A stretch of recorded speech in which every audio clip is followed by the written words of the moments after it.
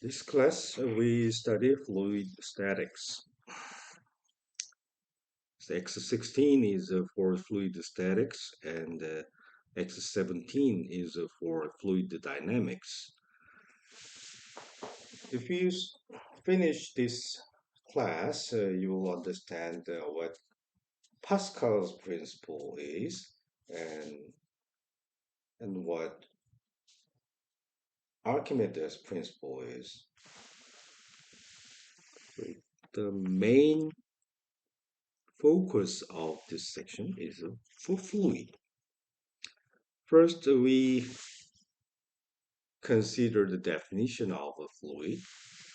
And fluid is a liquid, gas, or other material uh, that changes its shape under any shear stress. We learned the three kinds of stress: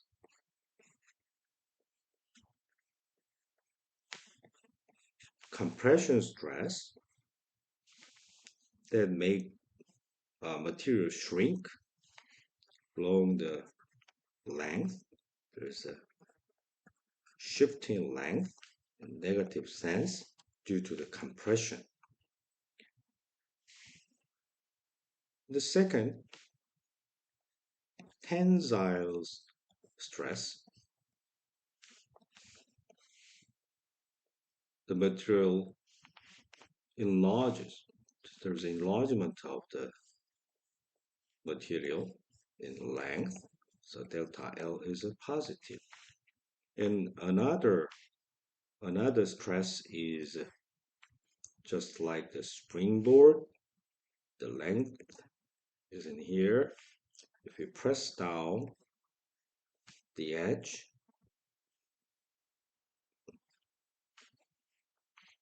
and another force that makes an equilibrium, but it generates a torque. There's a deformation of material by this amount. This is delta L, and it is perpendicular to the original length. That is delta L per. This is shear stress. If it is a solid, it has a shear stress and strain is a finite. So shear stress is the force per area that is the parallel to this force. In this case, this stress is a force per area, but this cross-sectional area is for the area perpendicular to the force. The shear stress and the strain is proportional to this. And if you multiply the reciprocal of this number, and you will find a constant.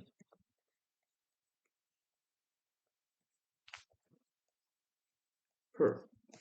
So this one is called the shear modulus. But liquid has a vanishing, it becomes infinity. If the force is applied to this liquid, the amount of deformation is not finite, it is infinite. It just passes through. The force deforms the liquid, absolutely. So this strain is a deformation divided by the length. And this is inverse reciprocal because this is infinite. So 1 over infinite becomes a 0. So we have shear modulus G equals 0 for liquid. That's a very important point. Shear modulus G of an ideal liquid is a 0. Hence, it cannot sustain any force that is parallel to the surface. The boundary of the surface of a liquid fluid.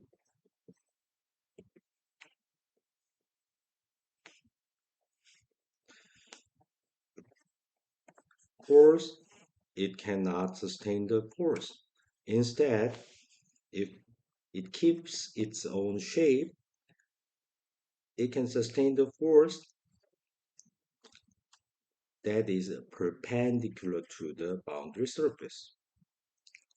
Well, that's fine. And in ideal case, incompressible case, there is no strain in that case. So bulk modulus, this is a shear modulus, is a zero. A bulk modulus of ideal liquid is infinite because delta L is a zero. It's the ideal case only, but in reality, this one is a finite number.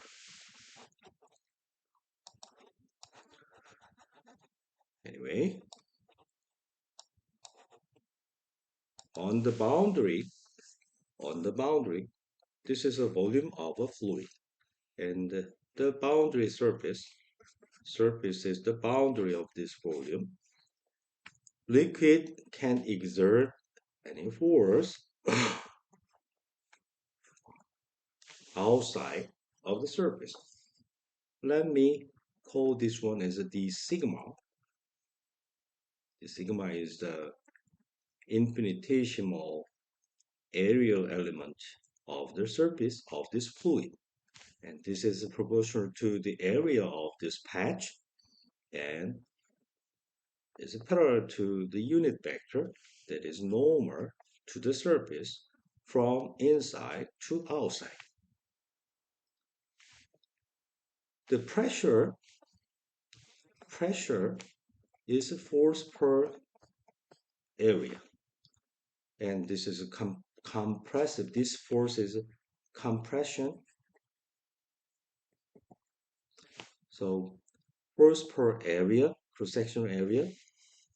The outside there is applied force to the fluid, and there is an area, and this is compression stress, force per area, that is called the pressure.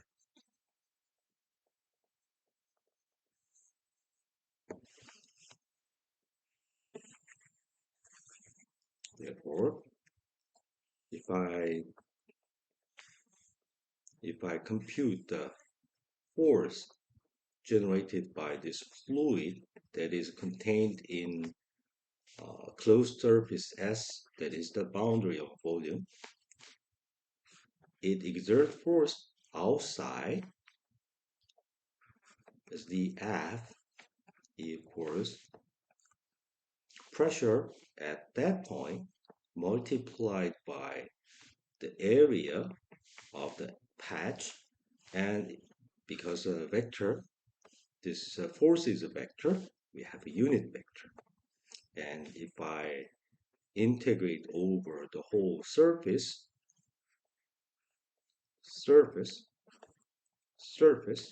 then what I get is the total net force generated by the fluid.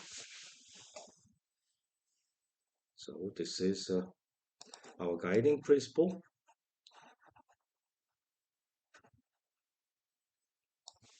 Two important things.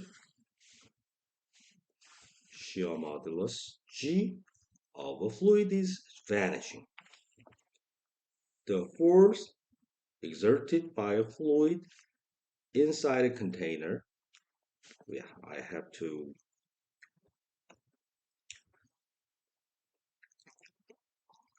integrate over a surface, and on the surface this is a vector, unit vector, and multiplied by the pressure. If I want to compute the force exerted by a liquid on a single wall, then this is this. If I want to compute everything,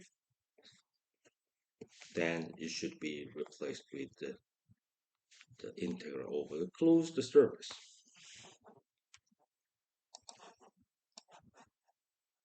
Liquid has its own mass, and the density can be defined by the ratio of mass per volume.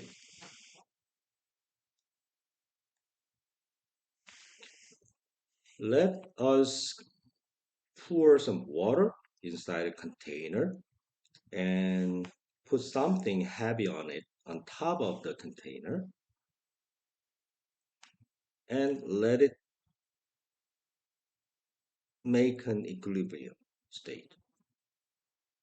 Because the force must cancel, there must be some force applied to the surface, top surface of the fluid. And that force is in equilibrium. Therefore, there should be another force minus F to cancel. So this F is the external force.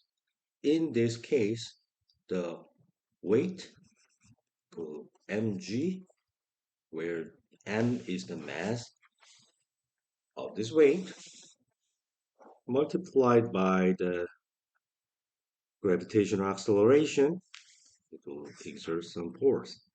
In addition, there should be some atmospheric pressure, and because the cross-sectional area of this top surface is A, there should be F plus P0A. That is a net force applied to the surface of the liquid, of the fluid. And we can divide this one to find out F over A plus P0.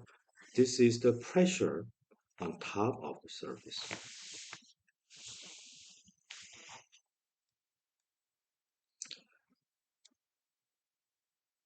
The unit of pressure is ATM.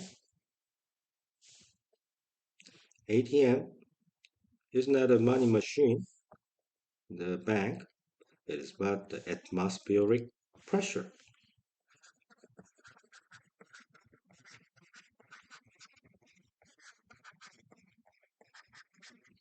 Normal one is 1 ATM, and that is equivalent to the pressure generated by a column of water, and this is about 10 meters approximately. So that is equivalent to the Pascal. So 1 times 10 to the 5 Pascal. 10 to the 5 means 10 meter, and 1 meter is 100 or 1000. So 1000 millimeter.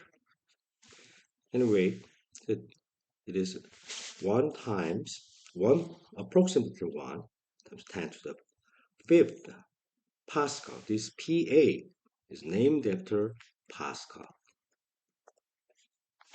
Another unit of pressure is torr. Torr is named after Torricelli. This is equivalent to 76 centimeter mercury. Mercury is Hg, so mercury millimeter Hg.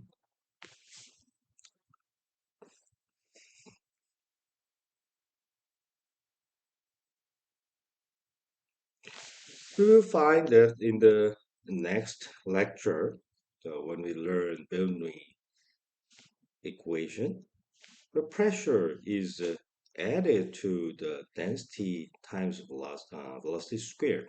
Sure, why not? This one shows that the physical dimension of pressure is the same as the physical dimension of density multiplied the velocity squared.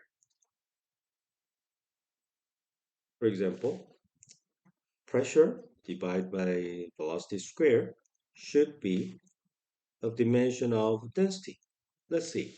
Pressure is the force per area, and velocity is length per time.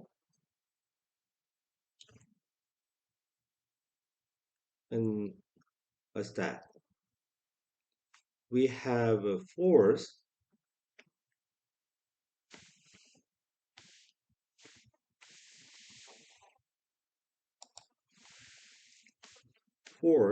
mass times acceleration. Area is length squared. I copied these two, and time cancels, and we have length to the fourth power and single power. So mass per volume. So it has the dimension of density.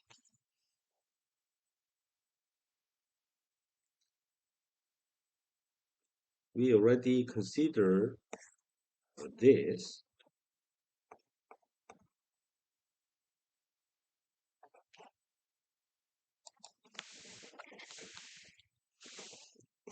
We considered incompressible fluid. It does not exist in reality. However, we can make an approximation. The incompressible fluid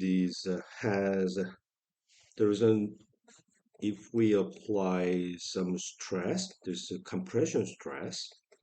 There is no usually delta L is negative. The volume decreases under the application of compression stress. However, the incompressible fluid does not have modification of size. Delta L is 0. That means its strain is 0. The bulk modulus B is the ratio of the bulk modulus is ratio of stress over strain. And stress is F per A, and strain is 0, is infinite. So bulk modulus is infinite. That means there is no change in the volume. Because the volume is preserved, even if we apply any compression force, the volume is invariant. And when we apply pressure, additional pressure on a surface, then that is immediately transmitted to everywhere by changing delta P at a single point. There is no delay of time to have additional change in the pressure everywhere. And that is the main point of Pascal's principle.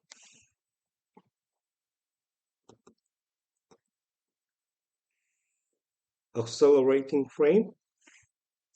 We remember that a heavy object is on a floor. This is a scale, spring scale. Then there's the indicator. You can find the weight of this object. However, if you remove the floor, then it accelerates toward the center of the earth. And if there is nothing to sustain these objects, in that case, because it is free falling, there is no normal force applied to here, so it is the dial indicates 0. It does not mean its mass is 0, but there is no weight, because the weight is the magnitude of the normal force. So in that case,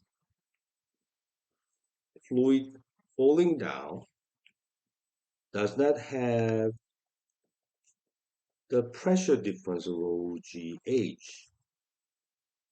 Okay? Instead, this G is to be replaced with subtracted by the acceleration if the object is moving with the same acceleration, that is a free fall, then G minus G cancel to have a zero. That means there's no difference of the pressure between the top and bottom. Okay.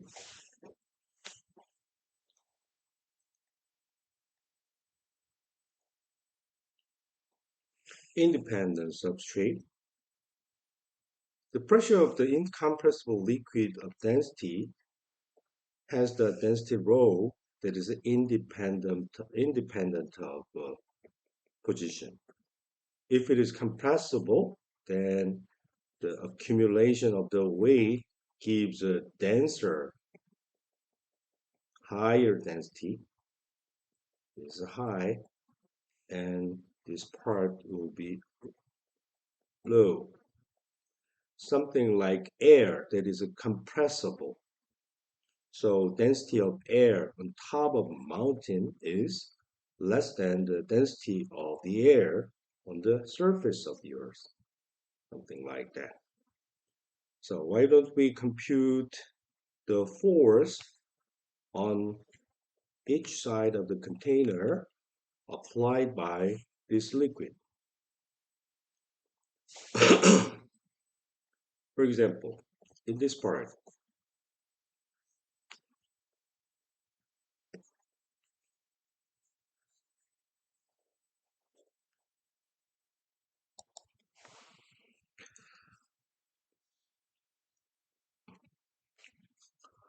so at any point with the depth h, the pressure is to everywhere, pressure is the same.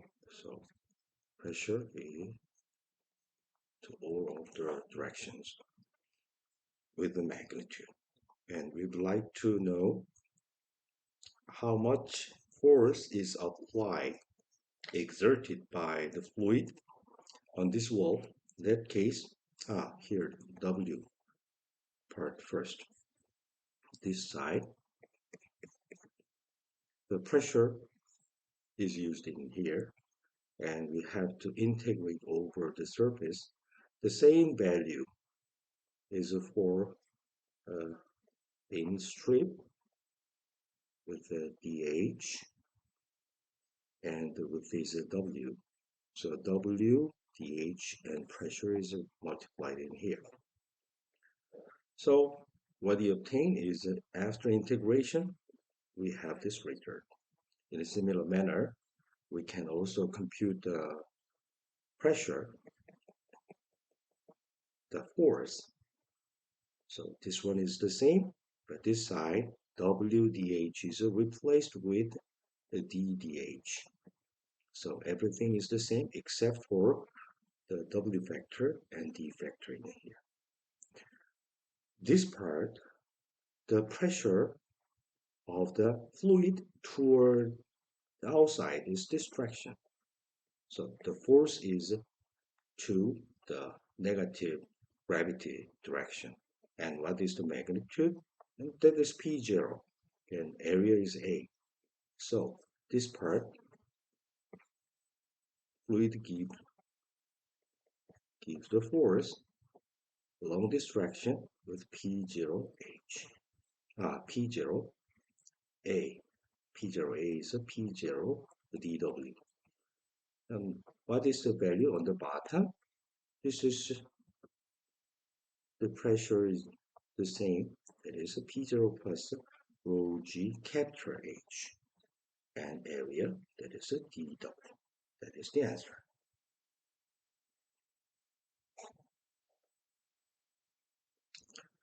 What happens to this problem? We can compute this side, and this side, and everywhere. And using the same formula, the pressure is the same on the same level, and we can integrate over the surface with the constant pressure region. So this strip will give P0 plus rho GH and integrate over dH from here and here to down there, for example. Well, this, wait a second, not dH, dA. dA depends on, in this case, the area decreases. In here, the pressure is the same. However, the area is wider because there's a slope. So anyway, on this side, the force applied by the fluid has the slope in comparison with the horizontal direction. So that's quite important. Anyway, fluid applies its own force to outside along the proportional to the area of the patch, and pressure times the area and the direction in n hat, and n hat depends on the position. It's always normal to the outside. YouTube. This YouTube and the YouTube channel that they are the same. However, it is a much older YouTube. Let's apply our principle to computer the situation. We have two fluids. One fluid is density rho 1. The other fluid is of density rho 2. In any case, it's better to find the interface, and this is a horizontal line. This pressure and this pressure must be the same. This pressure must be the same. That means if there is a nothing outside, we have atmospheric pressure P0. Sure, there is the dependence of rho GH air, but in here this fluid must be much greater than in density relative to the air, so we usually ignore this. So in that case, we can make use of the same value for the atmospheric pressure, and additional pressure coming from the column of this liquid is rho G1 H1, and this part is rho. This is no G1,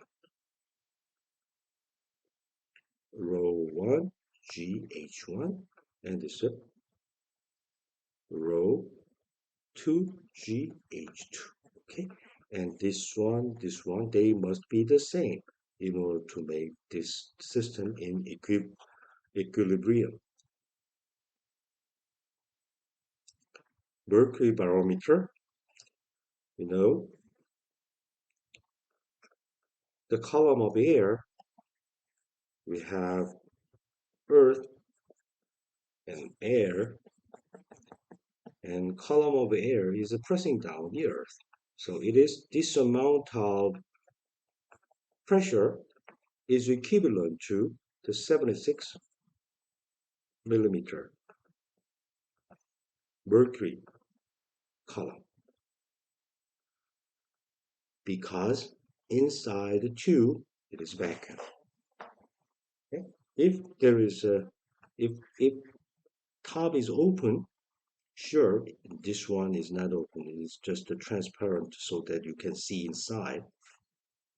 If I can make a hole in here, then atmospheric pressure comes down and press down, and even though there is a if there is an opening, then the lever should be the same everywhere, including this place. Okay, this is true only if this side inside is vacuum. Pascal's principle.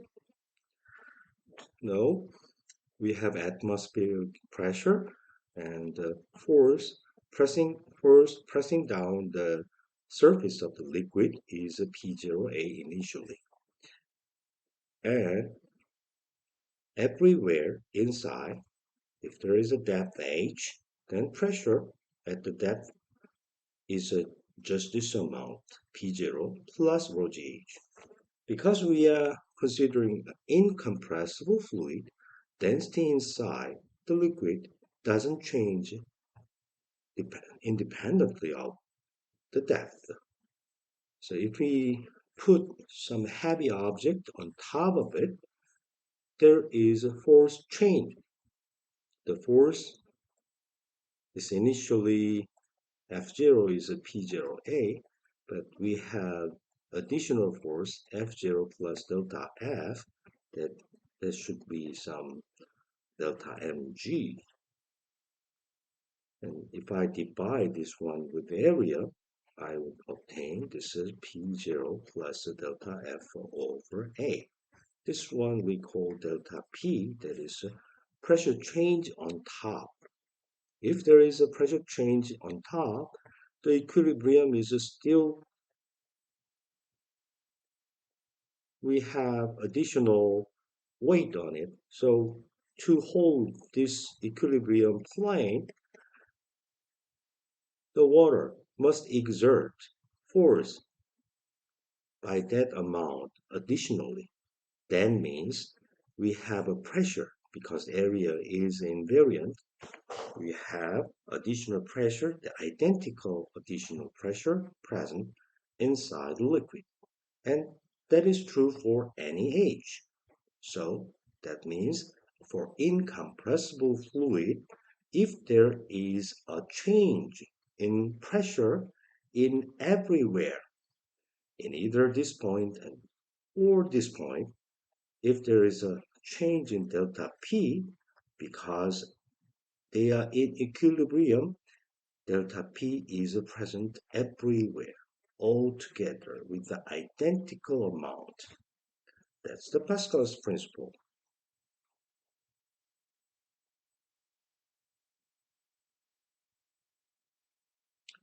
Hydraulic lift. The Pascal's principle is applied to have some leverage. You wait a second. This is a leverage. Heavy object can be lifted up with a small amount of force. However, this is possible and this is allowed by the energy conservation. Why don't we rotate this one from this state and to that state, this state. Okay, so the shift, this is shift. Okay, you pull down. This the amount of force is very small, tiny force, and this weight WG, that is F, this is a large, and that can be compensated by the ratio R cross F, dF and dF. R cross X cross F is the torque.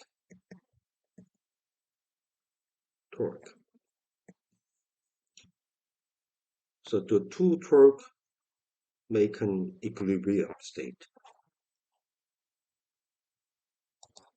Because of that,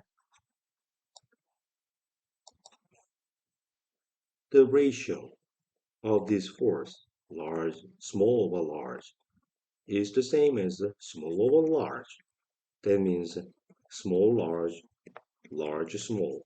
They are the same. And force times displacement. If I multiply delta theta, then here they are identical. If I rotate by angle delta theta, they are identical. The displacement is longer for weaker force. Displacement is shorter for the stronger force. That's the reason why the work done by this force is equivalent to the increase in the potential energy of the heavy objects. This is called the lever, and this is a leverage. We can make use of some leverage in the fluid system by making use of Pascal's principle. We have small force and large force. We have a heavy object to lift off. We have an oil pump, and even though we apply the small force, this area and force, they are proportional. You remember, pressure is always the same as the force per area. But pressure can be equal for a small force for small area. So this cross-sectional area is much smaller than this cross-sectional area, capital A. So we have a ratio A over D. It is a large number. And we have another large number and another small number. This ratio is the same. Then what happens? This is F over D. Oh, wait a second. This is A. F over A, small f over small a is a large F over large A. They are the same in pressure. If there is no force at all, they were in equivalence, in equilibrium.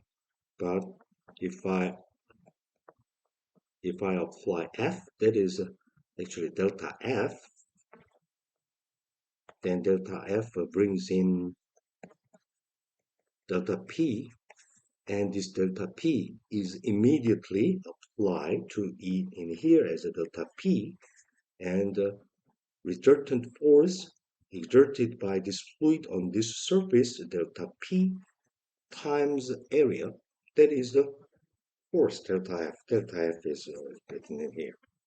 So this is a way how to magnify the force. Even though we magnify the force, we do not magnify the work. So energy is to be conserved. We have to make a longer translation for the smaller force, longer translation. And for a larger force, we don't need a large amount of translation instead of a small translation. And this ratio will be the same. A over B equals small a over D. This ratio should be the same to make A times D equals A times D. And this is the volume. The volume of this liquid that has moved down is the same as the liquid that is filled in. And this amount is the same. Area is wider, the height is shorter. Understood? That is the leverage effect by making use of the Pascal's principle. And this system is called a hydraulic lift, and it is widely used.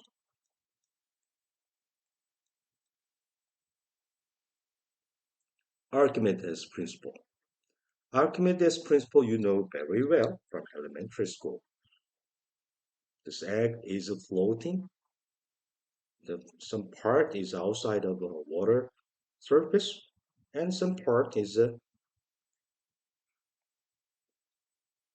inside the water. Then this one is equivalent to, because they are in equilibrium, I cut down this part where the egg is in it and replace this part with water. Still, this water is standing still with the same level.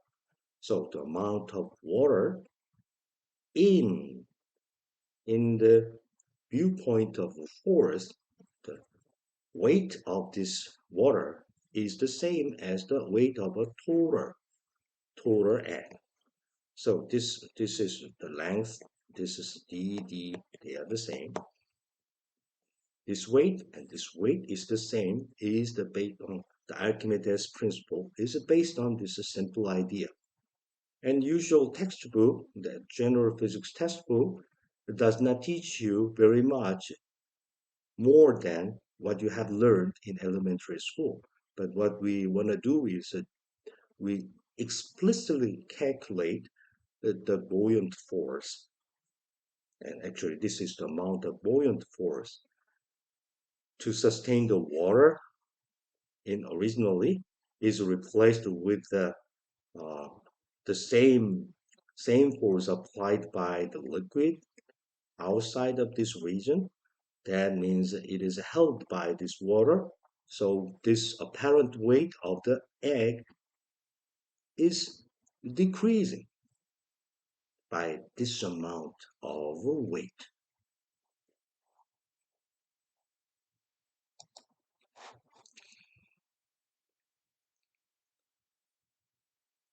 So buoyant force, as I already explained, buoyant force is the same as the weight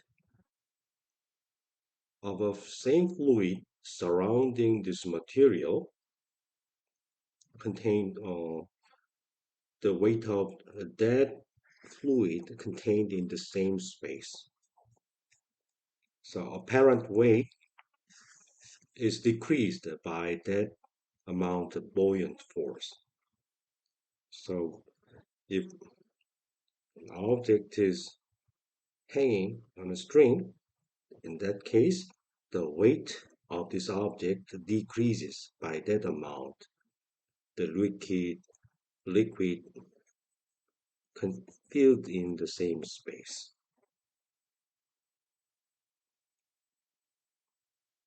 And why don't you solve this problem by yourself? This is self-test, and in here we compute the buoyant force in an exact way. Let me call it B. Is not a magnetic field, it is buoyant force. And on the first page,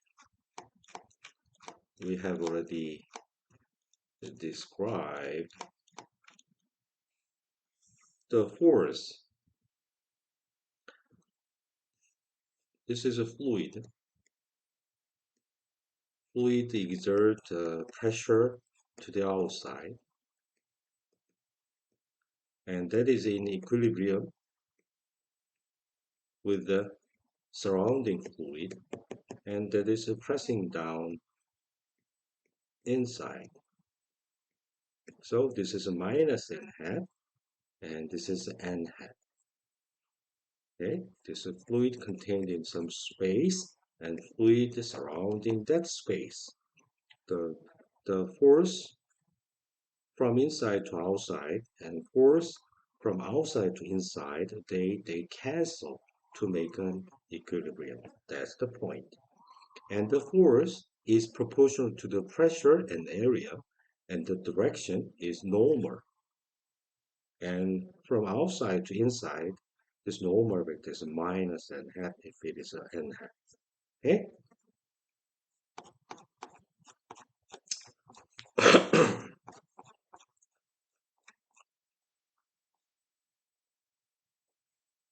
So buoyant force is the force applied to this object submerged in the liquid. So it is from outside to inside. So because this direction is n hat from inside to outside, this is a minus n hat, okay, at any point. So n hat and minus n hat. And this is a patch with the area of this sigma, and the force is a P pressure of at that point, and this a n hat for from in to out, and we attach minus sign, so out to in. So this is pressure, the force applied by the surrounding fluid to inside. And this is from inside to outside. And they cancel to make an equilibrium.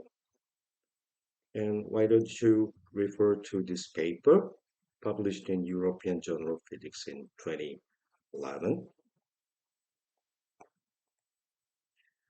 To solve this problem, it is very convenient to use the divergence theorem. The complete proof of this divergence theorem is given in the next lecture. So why don't we just copy this result and make use of it? Here we find a vector field V that is different from the volume. Any vector field. Vector field is a function that has the three components of V1, E1, V2, E2, and V3 is a three Cartesian component at every point in space. So every component is a function of x, y, and z. And we want to compute the scalar product of this vector field with the surface area element vector. So this d sigma n hat to outside of surface that is a closed surface surrounding V. So this surface is boundary. This symbol indicates the boundary of a volume. And this is exactly the same as divergence of this vector field integrated over the space surrounded by the surface. So this left integral is a surface integral, evaluated on a surface, and right hand side is a volume integral. So it looks absolutely different, but inside we compute the divergence multiplied by volume element and integrated over the whole space, then the result is the surface integral. The sigma n hat and scalar product with that vector and integrated over that closed surface. Very strange theorem, but it is a very, very powerful theorem.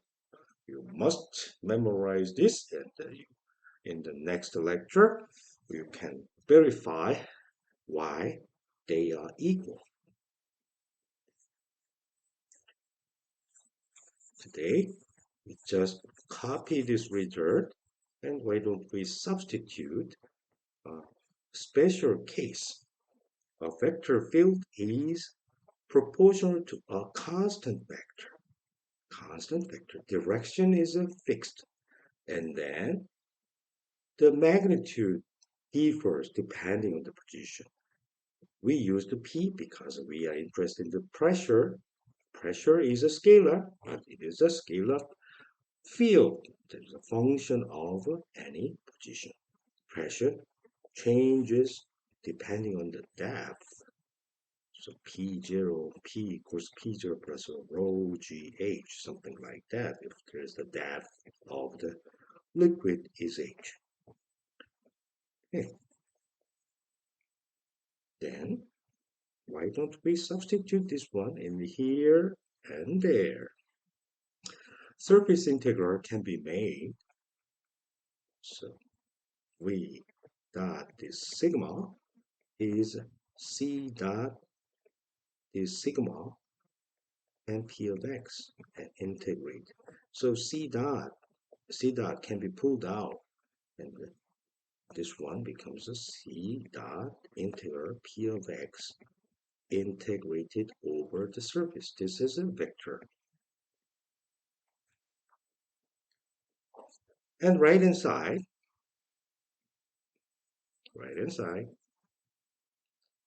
I take the divergence of the C vector that is constant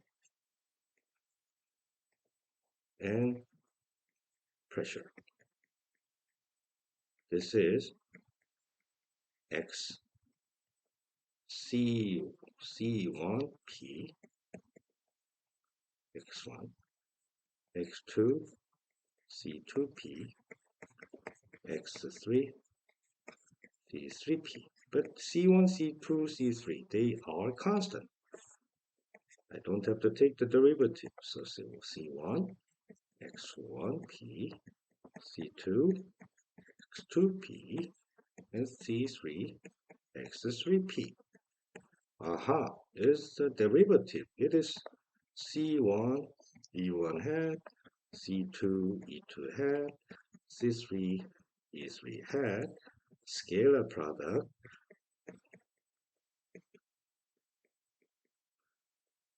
E1 hat plus 2P E2 hat plus E3 hat. Right? So this is just a C vector multiplied by scalar product and gradient P. So this is the C dot gradient P. So left hand side, right hand side, the C dot is already vectored out. I vectored this C dot out and moved to the left.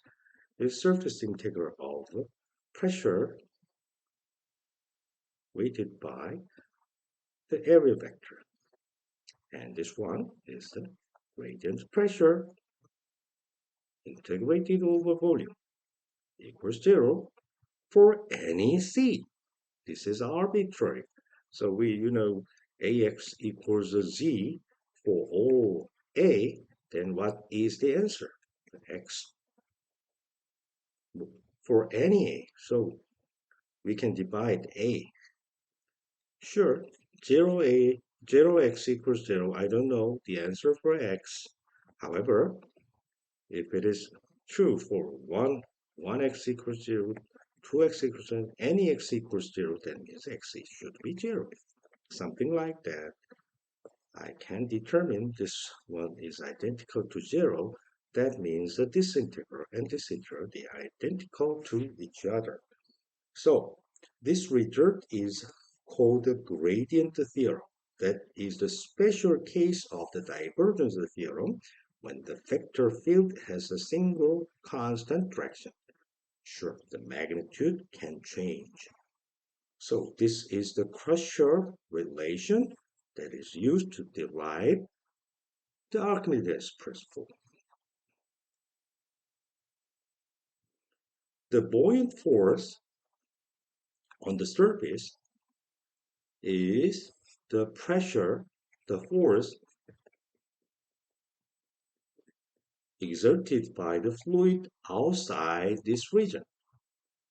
Therefore, the pressure is P, but the force is toward inside, from outside to inside. So the direction is a minus n hat, right? I'd like to know the pressure inside. However, this one is pressure inside, but this at this moment it is inside is not filled with this is fluid X, but inside is material, whatever. It is egg or stone, I don't know. So it depends. Fortunately, I can replace this inside material with the same fluid as the fluid surrounding this material.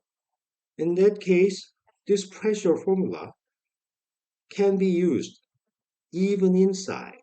So this is the pressure inside with the material in actual material.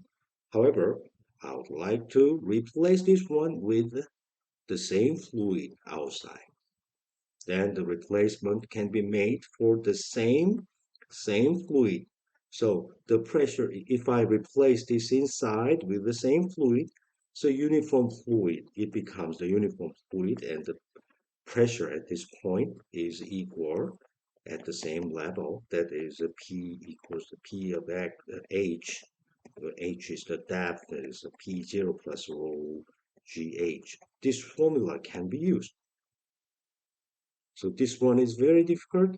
However, I can make a trick to replace this inside with the same fluid surrounding this material. That's the key point. As we have obtained the pressure inside the fluid is pH equals P0 plus rho GH. However, if I use the Z component, that is X coordinates x1 e1 hat, x2 e2 hat, x3 e3 hat. And here, this coordinate is opposite direction. H is the depth, measured positive when it goes down. But usual way of writing this position vector is e3 hat is going upward. That's the reason why I have replaced with rho gh with minus rho gz. Z is x3 equals x3. In that case, I can take the derivative of gradient x. For example, this is E1 hat xx. Oh, this is E1 hat. Gradient y in a similar manner. This is E2 hat. Gradient z. E3 hat. This is E3 hat. So if I take the gradient,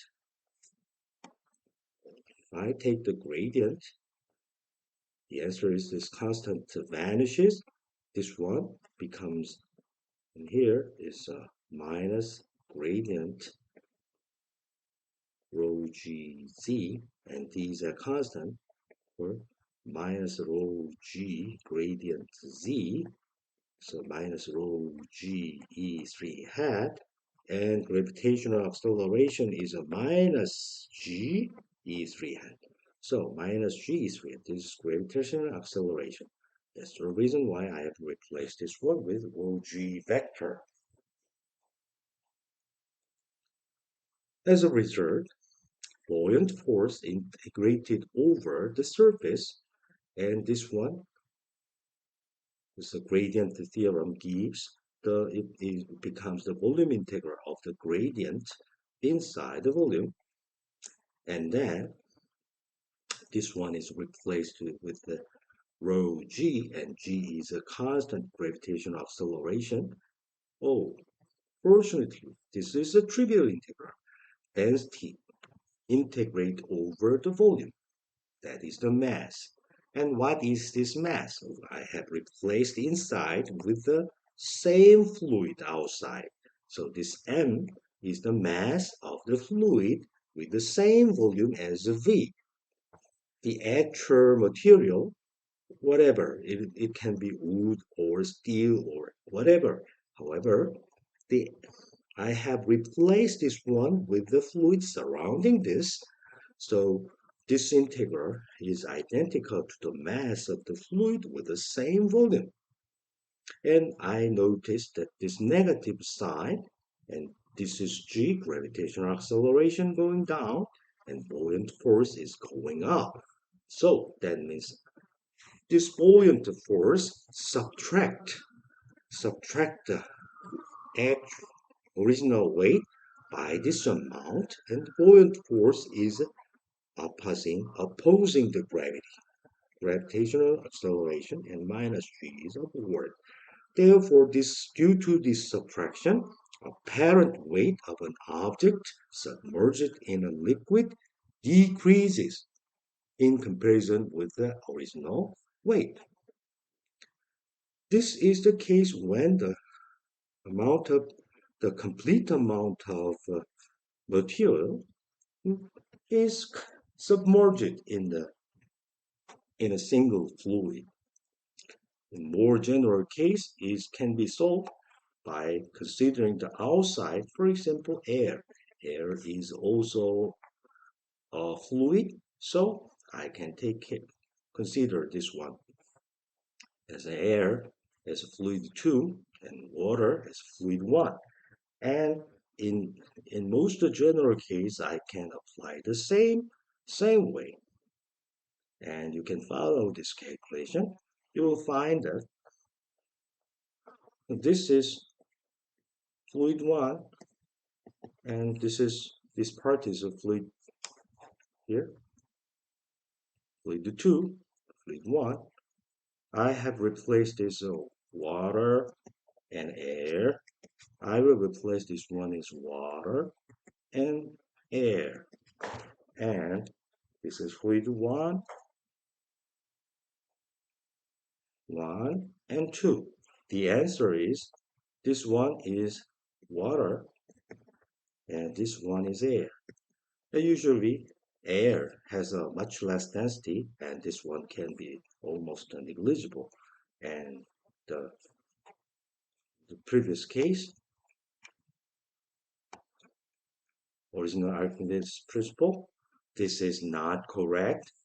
This we have to consider this amount, that is the the weight of air. That is a correct answer. This is approximate answer.